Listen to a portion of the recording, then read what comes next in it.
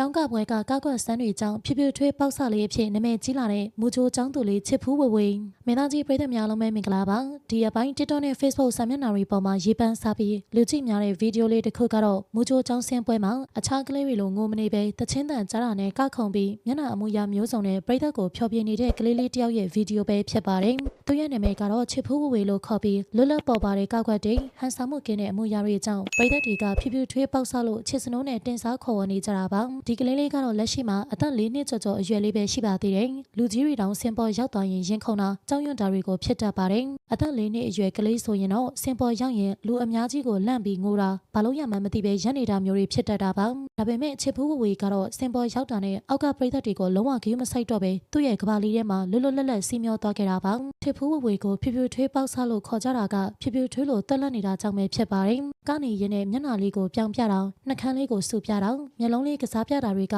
တေးဥဆောင်တယောက်လိုပြပြနေတာပါဒီကလေးလေးကိုနာမည်ကြီးသွားစေတာကတော့ကျောင်းကပွဲကဗီဒီယိုကြောင့်ပါပဲရှင်ချစ်ဖူးဝေရဲ့ဖခင်ဖြစ်သူကမွန်ပြည်နယ်မူရုံမြို့မှာအလုပ်တာဝန်ရှိတဲ့အတွက်မိသားစုလိုက်မူရုံမှာနေထိုင်ကြရင်ကလေးလေးကိုအဲ့ဒီကမူဂျိုကျောင်းလေးမှာပဲထားဖြစ်ခဲ့ပါတယ်မူဂျိုကျောင်းရဲ့ကျောင်းဆင်းပွဲလုပ်ဖို့ပြင်ဆင်တဲ့အခါမှာသူ့ရဲ့တွန်းလှန်မှုနဲ့အကန့်ခုံဝါသနာပါတာကိုသတိထားမိတဲ့ဆရာမတွေကစင်ပေါ်မှာကပြဖို့ရွေးချယ်ခဲ့ကြပါတယ်ဆရာမတွေကိုယ်တိုင်ကကလေးရဲ့စွမ်းရည်ကိုသိပြီးသားဖြစ်တာကြောင့်စင်ပေါ်ကိုတင်ပေးခြင်းခဲ့တာပါမိခင်ဖြစ်သူကတော့သမီးလေးစင်ပေါ်မှာငိုများငိုနေမလားဆိုပြီးစိုးရင်ကြတဲ့ရှင်ဒါကြောင့်စင်ပေါ်မတက်ခင်မှာအခြားကလေးတွေငိုရင်လည်းမငိုဖို့နဲ့ကတက်တယ်လို့လေးပဲကပါနော်လို့မှားလိုက်ရပါတယ်တကယ်တမ်းမှာတချင်းတန်နဲ့ဖွင့်တဲ့အချိန်မှာတော့မိခင်ဖြစ်သူလုံးဝမထင်မှတ်ထားလောက်အောင်ကိုချစ်ဖူးဝေတယောက်အောက်ကဆရာမတွေကိုပါမျက်နှာပြောင်ပြီးအပီပြင်ကပြသွားခဲ့တာပါကားကော့တွေဟန်ပန်တွေကအဲ့ဒီနေ့ကကျောင်းဆင်းပွဲမှာတင်လူကြိုက်များသွားရုံတင်မကပဲအွန်လိုင်းပေါ်ရောက်သွားတဲ့အခါမှာလည်းတနိုင်ငံလုံးကပရိသတ်တွေရဲ့အချစ်ကိုချက်ချင်းသိမ့်ပိုက်နိုင်ခဲ့တာပါချစ်ဖူးဝေကအခုမှကတာကိုဝါသနာပါနေတာမဟုတ်ပဲအသက်9လအရွယ်ကလေးကချင်နေတာပါ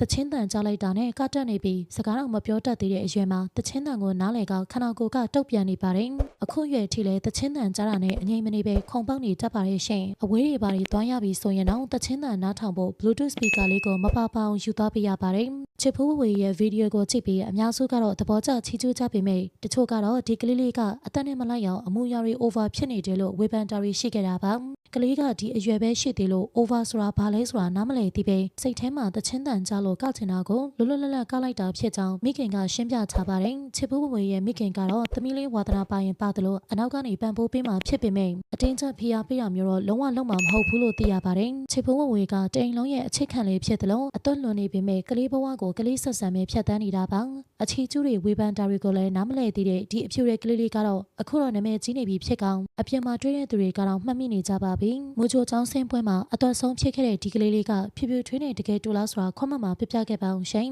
အားလုံးကိုချစ်စွတ်တမားဆက်လက်ပြီး celebrity သတင်းများအတွက်ကျမတို့ရဲ့ page ကို like and follow လေးလုပ်ခဲ့ကြပါဦးနော်နေ့ရက်တိုင်းအတွက်ပျော်ရွှင်ပါစေ